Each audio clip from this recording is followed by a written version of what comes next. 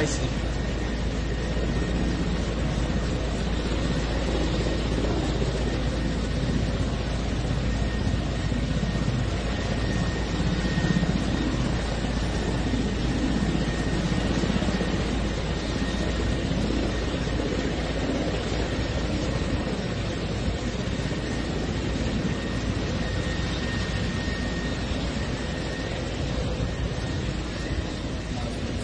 This is my video update on this Tuesday morning, August the 6th. Let's talk about some news. And let's start things off with the New York Times article that came out a couple of weeks ago. I talked about this article in a couple of video updates. And the New York Times reported that the Russian defense minister, Bolusov, he called the U.S. Defense Secretary, Lloyd Austin, and basically what the New York Times was saying is that the Russian Defense Ministry, they got wind of some sort of Ukraine terrorist plot, and they called up the Pentagon and they told Lloyd Austin about this terrorist plot. They asked if the U.S. was involved in this. And they basically told the United States to tell Ukraine to not go through with this terrorist attack or else. And we did not at the time know the details of this phone call, like what this terrorist plot was all about. Well, we got the details. That's how it looks. We got the details of what Ukraine was planning to do in late July and why the Russian Defense Ministry urgently called up the Pentagon, and they warned the Pentagon to tell Ukraine to back off and to not go through with this terrorist attack, this attempted terrorist attack. So what was the New York Times onto, and what were the details of this terrorist attack that Ukraine was cooking up? You guys are not going to believe it, or maybe you guys will believe it. I was shocked when I read about the details of this terrorist attack and the phone call between Bolusov and Austin. It looks like Ukraine was planning to assassinate Russian President Vladimir Putin, as well as the defense minister Bolusov, during the St. Petersburg Navy Day event on July 28th. Yep, that is what Ukraine was planning to do, to take out the Russian president, to take out the defense minister, and all of this was planned for Russian Navy Day. Amazing, huh? Absolutely amazing. You want to talk about triggering World War III? That would have triggered World War III. That would have triggered the destruction of Ukraine, without a doubt, the destruction of the entirety of Ukraine. And it would have absolutely pulled the US and Russia into a world war. Because, according to the New York Times, I remember the reporting from the New York Times, Bolusov was asking Austin, are you guys in on this? Do you guys know about this assassination? Or at the time, do you guys know about this terrorist plot? When the New York Times was reporting this, we didn't have any of the details that this was an actual assassination against the Russian president and the defense minister. And according to the New York Times, Lloyd Austin was taken aback by what Bolusov was telling him, making it appear as if the Pentagon had no idea what was going on. And that's probably true, but what about the three-letter agencies? Did they know what Ukraine was plotting? Don't know. But wow, what a revelation. So Staying with Ukraine, we have stamps. We have stamps, F-16 stamps. That's right. The Ukraine Postal Service, they have issued F-16 stamps in order to commemorate the arrival of the wonder weapon, the latest and greatest and perhaps final wonder weapon, which is the F-16. Ukraine's good at issuing stamps. If they're good at one thing, they're very good at issuing stamps. I give that to them. They won the stamp war. Ukraine won the stamp war. That's the only war that they won, but they won the stamp war. And the Russian company Rostec, they issued a statement saying that the F-16s could pose some problems, some difficulties, but they are no match for the Russian fighter jets, and they will meet the same fate as the Abrams tanks and the Leopard tanks and every other wonder weapon before them. The Russian military, according to Rostec, will shoot the F-16s down if they have the chance. If they get close enough to the front lines, the F-16s will be shot down by the Russian military. And Alinsky, as he was talking about the wonder weapon F-16s, I believe 6 or 8 F-16s are in Ukraine. Alinsky once again talked up a no-fly zone. He is trying to get to the collective West, trying to get the countries of Eastern Europe to agree to create a no-fly zone, not only in Ukraine, if they can't get a no-fly zone in Ukraine, which is not going to happen, at least to get some sort of no-fly zone in the west of Ukraine, to have Poland and Romania shoot down Russian drones and missiles from Poland and Romania, to shoot down Russian drones and missiles that enter the airspace of the west of Ukraine. And I believe the F-16s right now are actually stationed in Romania. They're not even in Ukraine, physically in Ukraine. They're stationed in Romania, and I guess the plan is that the F-16s will take off from Romania. They'll stay at the western part, in the western part of Ukraine, and they're going to shoot down Russian drones and missiles, staying far away from the front lines, most likely piloted by NATO pilots. I guess that's the plan. But now Alinsky is trying to get more of a no-fly zone commitment throughout Ukraine, but at a minimum, the western part of Ukraine. He's actually floated this idea out before. He talked about this 3-4 weeks ago when he was in Poland, or a month ago when he was in Poland.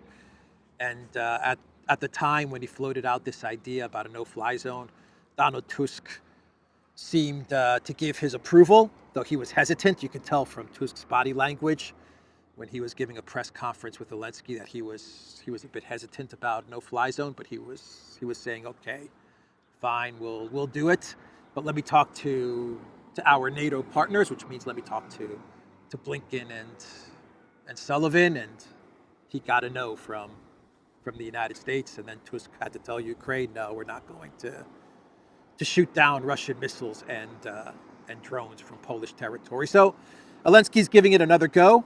Maybe he'll get approval. Maybe Romania, maybe Poland will change his mind and they'll agree to take part in a West Ukraine no-fly zone. But not the first time that Alinsky is pushing this idea. He's desperately trying to get the collective West, or at least the countries of Eastern Europe, into the war. Trying to get Romania or Poland engaged in the conflict with Russia, hoping to then pull in NATO and eventually the US. That's Alinsky's Hail Mary final attempt to somehow try and survive this mess that he finds himself in. Ukraine military, this is interesting. Ukraine military today, they tried to enter Kursk, Russian territory, and there are reports that 4 tanks they actually entered 100 meters into the Kursk region, and according to Ukraine Telegram channels, the purpose of this incursion was for Ukraine to take over Russian territory, hold Russian territory, and then use it as leverage over Russia when negotiations were to begin. What a ridiculous, dumb idea. What's really going on is that Alinsky is upset that so much attention, all of the attention, is being placed on the Middle East, on Iran, Israel, a possible conflict there, and before that, all the attention was on Venezuela and the elections in Venezuela. And before that, all the attention was on the coup of Biden. And before that, all the attention was on the attempted assassination of Trump. And Alinsky is feeling alone and left out. Ukraine's not getting any of the media attention. And if there's one thing that Alinsky absolutely craves more than anything in the world, well, not anything in the world. There's something that Alinsky craves more than anything in the world. We all know what that is.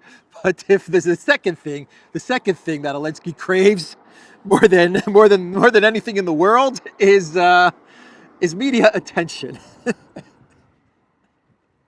We know what Alinsky craves more than anything in the world, but coming in a close second is media attention. And what he's really doing, what's really going on here, is that Ukraine is looking to get some media attention thrown their way because the news cycle is completely ignoring Project Ukraine.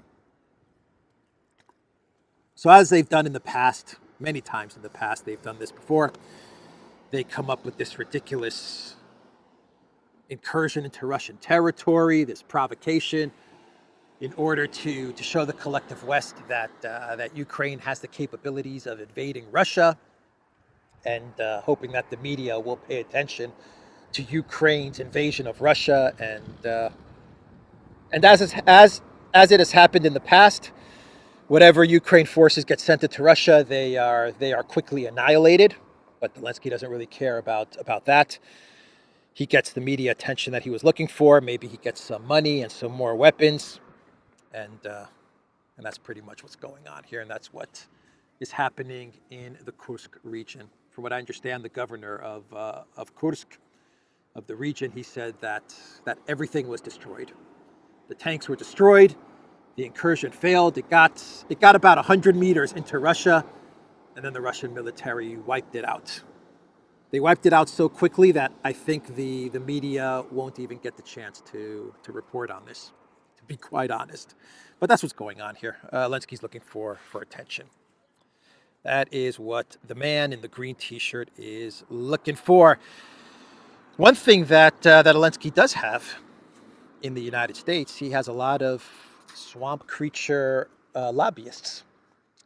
That is one thing that Ukraine and Alinsky does have. A lot of DC swamp creature lobbyists who get paid a whole lot of money in order to lobby for more war, more weapons, and more money to Kiev. And the New York Times is reporting that one of those swamp creature lobbyists is none other than Trump insider Kellyanne Conway. According to the New York Times, former Trump advisor Kellyanne Conway lobbies for Ukrainian interests. The former campaign aide indicated in a Justice Department filing that she will be paid $50,000 a month by an oligarch to seek support for Ukraine. You want to know who that oligarch is? I'll tell you who that oligarch is. According to the New York Times, it is the very wealthy, multi-billionaire Viktor Pinchuk. That is what the New York Times is reporting. Kellyanne Conway is now on Pinchuk's payroll. Her goal is to convince Trump, the Trump campaign, and the DC swamp to continue to pour in money and weapons and support to Kiev, and she will be paid $50K a month.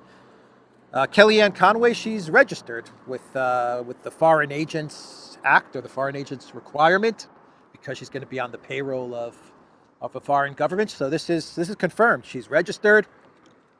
She's disclosing what she's up to. She met with Trump, I believe, in New Jersey the other day. She got a light blue, a sky blue Trump MAGA hat. She posed with Trump for some photos, and her main job, is going to be to convince Trump, should he win in November, to keep the war going with Russia. That's going to be her job. Kellyanne Conway, in my opinion, she's always been a swamp creature. Even back in 2016, when she was very active in the Trump campaign. I don't know how active she is now with the Trump campaign, but she's always been a swamp creature, a DC swamp creature, and that hasn't changed. So this doesn't surprise me that she's now getting paid $50K a month in order to lobby for more war, for continued war in Ukraine. FYI, I believe, I could be wrong about this, but I believe Viktor Pinchuk at one point in time was the number one or the number two donor to the Clinton Foundation. I think I'm right when I say that. Just to give you an idea of the Uniparty, how the Uniparty works. It doesn't matter if it's Clinton, it doesn't matter if it's Kellyanne Conway and the Trump faction, the lobbyists, the Uniparty. They're going to find a way to get their way. In this case, it's more war. Almost dropped my water. Let's continue. Let's continue and talk about Bangladesh. We had a regime change happen in Bangladesh yesterday. There's been a lot of trouble in Bangladesh, a lot of protests and riots over the past month in Bangladesh, and Prime Minister Hasina, who has met with Alinsky, and she has shaken hands with Alinsky. So maybe there's a bit of an Alinsky curse going on here. But she fled the country. She got in a helicopter and she went to India, and she will make her way to, take a wild guess where she's going to settle down. London, of course. Of course, London. They all end up in London, don't they? What did I say yesterday? Did I not say, or 2 days ago when I was talking about Zelensky being ambassador to London, how Chelsea Clinton wants to be ambassador to London, all of the Russian, the expelled Russian oligarchs, they settled in London. She's going to go to London. The regime changed Prime Minister of Bangladesh is going to take her cash, take her riches, and she's going to live in London. It's the city of London, because that's where they have all their money stashed, right? Be close to your money. Stay close to your money. So that's where they all go. So I don't know much about Bangladesh, to be quite honest, the situation there. I mean, I've read a little bit about it. Brian Berletic has a good post about Bangladesh, but even Brian, in his post, he says that he's going to be researching what's going on in Bangladesh before he comes to any definite conclusions. And that's going to take time. It takes time to research things and figure out what's going on. But my hunch on this, and I think Brian actually agrees with this, I read his post as well, is that this is not what it appears to be. This is not some sort of democratic BRICS multipolar regime change or something like that. This is actually more of three-letter agencies, U.S. Regime change operation in order to stifle China. That's the way it looks. The giveaway for me, what gave this away, was that this was a student protest and student uprising, which usually signals some sort of NGO, which then means that you have some sort of three-letter agency backing behind all of this. And it started out, from what I understand, everything started when the government passed a law which said that that positions in the government, to work in the government, those positions would first be given to descendants of citizens who had fought in Bangladesh's independence in 1971. So they would get first dibs at government jobs. I imagine very lucrative government positions, very stable, lucrative government positions. And the students got upset about this law. Allegedly, got upset about this law. They started protesting. The protests continued to grow and grow, and eventually, the prime minister had to Audi 5000 get out of Dodge. So we will see what's going to happen. Bangladesh is very important for China's One Belt, One Road. Brian points this out, but we'll see what exactly is going on here. I don't want to jump to any conclusions, but this seems a bit fishy. That's how it looks to me. Whenever I hear student protests and stuff like that, not all the time, but most of the time, it smells of some sort of Western-backed color revolution. We will see. Give it some time, and let's wait for Brian's reporting on this. Let's see what he comes up with. So that's Bangladesh. Oh man, I want to go into the water. It is hot today. What kind of insects are those? Like an insect burrowing into the sand, like a bee or something. Even the insects are getting into the sand because it's so hot outside. Let's see, Bangladesh. From Bangladesh, we talk about Hungary. Let's talk about Hungary, huh?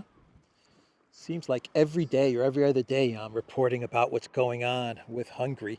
So 70 members of the European Parliament are now demanding that Ursula removes Hungary from the Schengen zone because Budapest decided to ease visa requirements for Russians and Belarusians, and they want Hungary to be expelled from the Schengen. Is it that easy? Is it just a decision from Ursula? I don't think so. I imagine this would need approval from all of the EU member states, but still, they would like Hungary expelled from the Schengen zone. Whatever. Whatever. At this point in time, I imagine that Orban just kind of brushes all of this stuff off from the EU Parliament and from Ursula as well. I imagine he just laughs this stuff off and says, whatever. We're going to continue to find a way to get to some sort of a ceasefire, some sort of a peace solution in Ukraine, and let the EU Parliament and the European Commission let them whine and cry and complain about the fact that the war might be winding down. That's what they're upset about. The European Union, you see, the EU, they got a real taste for war and all the riches of war. That's what they really got a taste of, all the riches of conflict. And they don't want it to stop. They don't want Project Ukraine, the grift of Project Ukraine, to stop. So that's simple. Hungary wants it to stop. That should tell you everything about Hungary, about its leadership, and about the European Union. So staying with Hungary, Hungary was actually used as a go-between for Iran and Israel.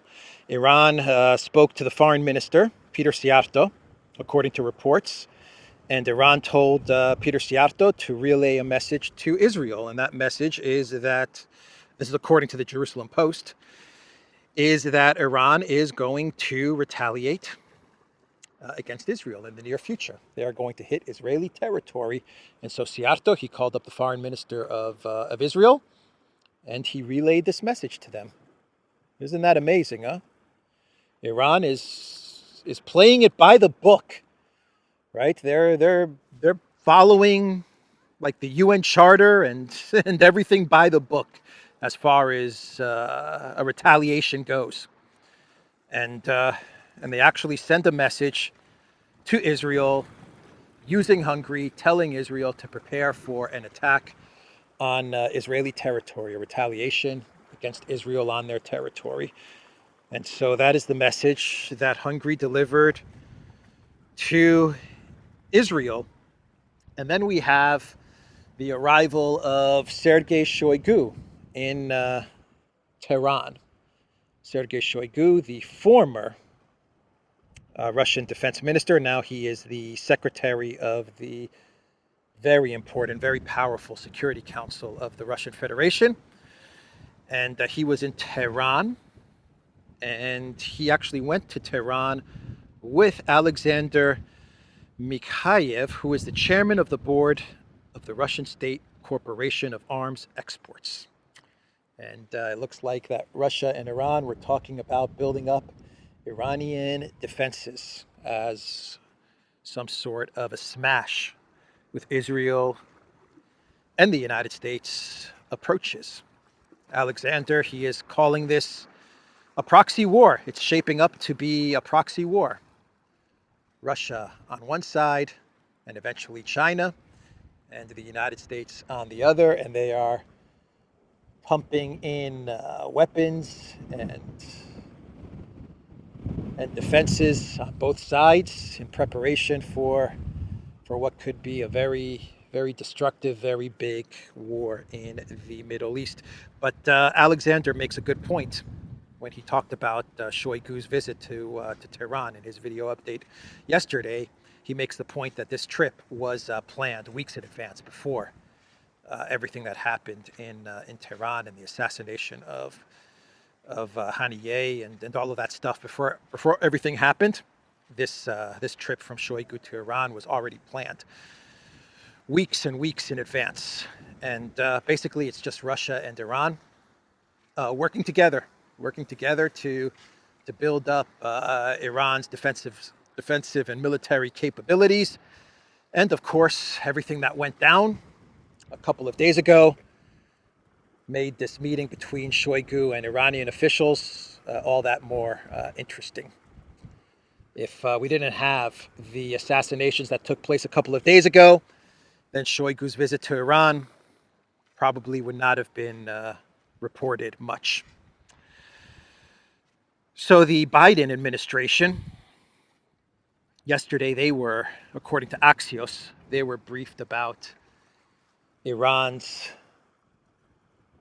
imminent retaliation into Israel.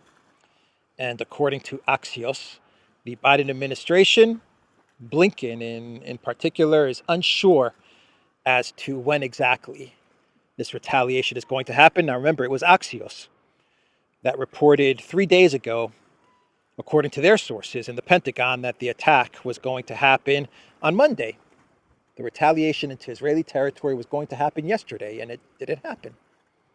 This was according to Axios. And now Axios is reporting that the Biden administration does not know when Iran is going to retaliate or how they're going to retaliate. Blinken, according to Axios, thinks a retaliation is going to happen in 2 to 3 days. So from Tuesday to Thursday, maybe Friday. This is according to Axios. But they're not certain. They are not certain about this. One of the lines of thought from the Biden administration, once again according to Axios, is that this retaliation is going to take place in 2 parts. It's going to happen in 2 parts. The first part is going to be a Hezbollah attack, and then the second part is going to be an Iranian attack. We'll see. We will see. Axios' article has the title, Biden briefed that Iran attack timing and details still unclear, U.S. officials say. So there was an attack yesterday in Iraq. A U.S. airbase in Iraq was attacked. We don't have many details. Maybe once this video is published, we'll get more details. But at the time of this recording, All we know is that a U.S. Military base in Iraq was hit. I think it was hit by a missile, but I'm not sure about that. And there were 3 or 4 American servicemen who were injured. And this morning, there have been some reports saying that some American military officials were actually killed. Now, I'm not 100% certain on that, so please do not take that as fact. There's a lot of information coming out about this attack on this U.S. military base. We're not even sure who attacked this military base, what group or what proxy forces were behind this. But we'll find out as the day goes along exactly what happened, and if this is going to be used as some sort of a false flag or some sort of justification for the United States to go after Iran or Hezbollah. I don't know. I don't know what the situation is going to be as more information comes out about this attack on a U.S. Military base in Iraq. But you are getting voices in Israel talking about a preemptive strike on Iran. This is worrying. This is very worrying. There are forces that are pushing Netanyahu to preemptively strike Iran before Iran retaliates. According to Bloomberg, some impatient Israelis want to preempt Iran's promised reprisal. Tehran says it must restore deterrence but avoid a wider war. Israel activates a command bunker under Jerusalem's hills. Yeah, they're building a bunker. The Israeli leaders are building a freaking bunker. That's not a good sign. That's not a good sign at all. But a preemptive strike, that's possible. If Axios is reporting, according to their sources in the Biden White House, that Iran's retaliation is going to happen, let's say, by Friday, in 2 to 3 days, that's what they're reporting. Could happen today, I don't know. But if they're saying 2 to 3 days, it wouldn't surprise me if we see some sort of Israeli attack before then. And what if Iran is not planning a strike into Israel in the way that I imagine it, or maybe you imagine it? What if they have something else planned?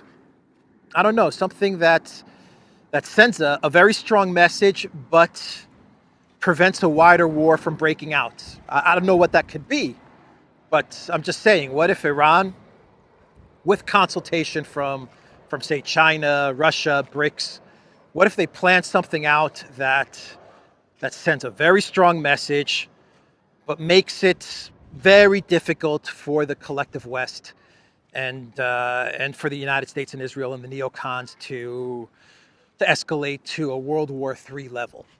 What if something like that is being planned? And maybe that's why we're seeing a delay, according to the reporting from Axios. We're seeing a delay in Iran's retaliation.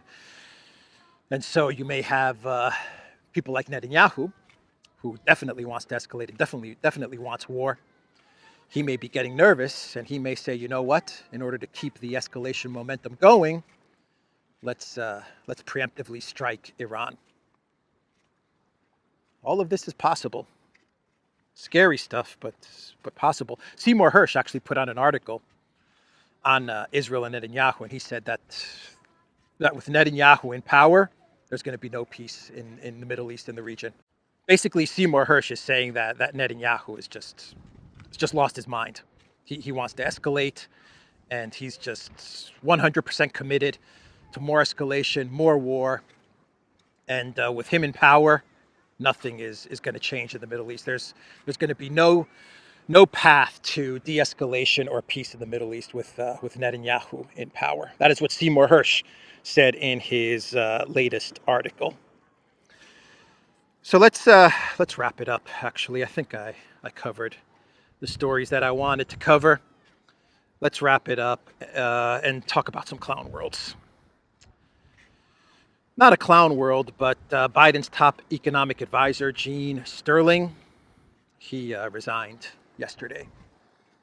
I guess he wasn't giving good economic advice, huh? Mr. Gene Sterling. So he resigned.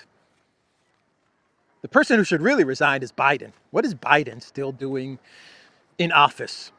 He's admitted that cognitively, his cognitive functions, is that a word? Cognitively, his cognitive functions are not all there. He's admitted to that. And he's still in office, and he's still getting briefed on a possible conflict with Iran and a World War III scenario. And what is he doing in office? And then we had a meltdown in the markets, though the markets did rebound a bit from yesterday. But shouldn't Biden be the one that resigns, not the economic advisor? Anyway,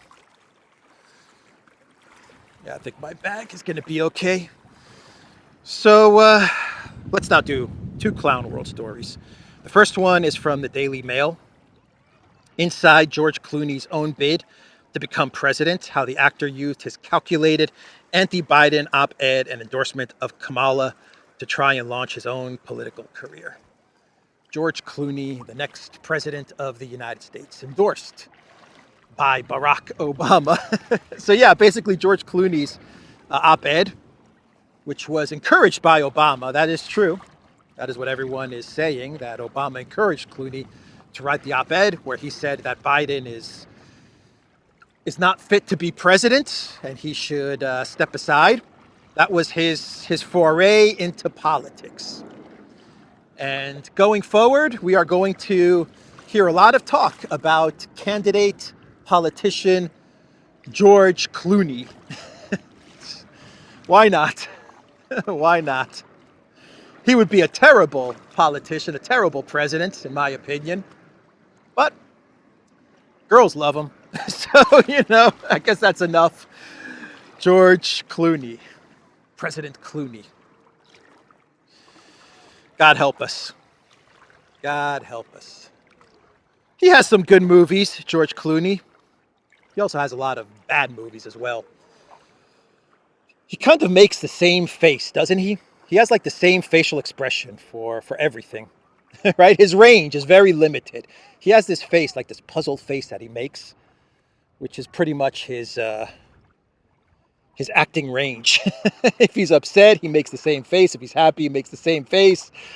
Yeah, he doesn't have much of a range. But anyway, he's a big star. Obama loves him. Girls love him. I guess he has a chance at becoming president. I'm not a fan. I like some of his movies, but his policies are not to my liking. He's a warmonger. Clooney is a warmonger. He supported IS in Syria. He supports Alinsky. He's got a warmonger streak in him. All the more reason why the deep state is going to support Clooney. So one more clown world. Enough talking about Clooney. Let's talk about the triathletes, or a triathlete who has been hospitalized after the event the other day, swimming in the river Seine. I'm not sure how you pronounce it. But a Belgian athlete was hospitalized with E. coli. That's right. Fox Sports is reporting triathletes hospitalized after swimming in Seine River in Paris. So community notes on Twitter. I remember this story. Community notes were saying that it's very common for triathletes to vomit after an event. And I remember talking about this, and I asked the question to everyone: is this common?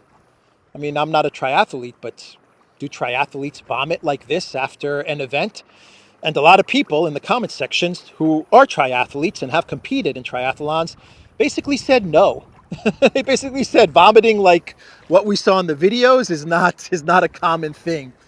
And sure enough, we are now getting reports that at least a Belgian athlete has been hospitalized. Claire Michel has been in hospital since July 31st after competing in a women's triathlon. Because of this, the Belgian team will not compete in the mixed relay at the Olympics in Paris, the newspaper Die Standard reports. So Community Notes has been proven wrong in this instance. And it does look like The triathletes, they got sick from swimming in that river. That very clean, clean river. Macron was telling us, the Paris Olympic officials, organizers, they were telling us the river's clean. It's clean to swim in. You can drink the water. That's how clean it is. Yeah, not so clean. Anyway, that's the video, everybody. TheDuran.locals.com. We are on. Yes. Nice water. We are on Rumble, Odyssey, BitChute, Telegram, Rockfin, and Twitter X. And go to the Duran shop. Pick up some merch like this t-shirt that I'm wearing today.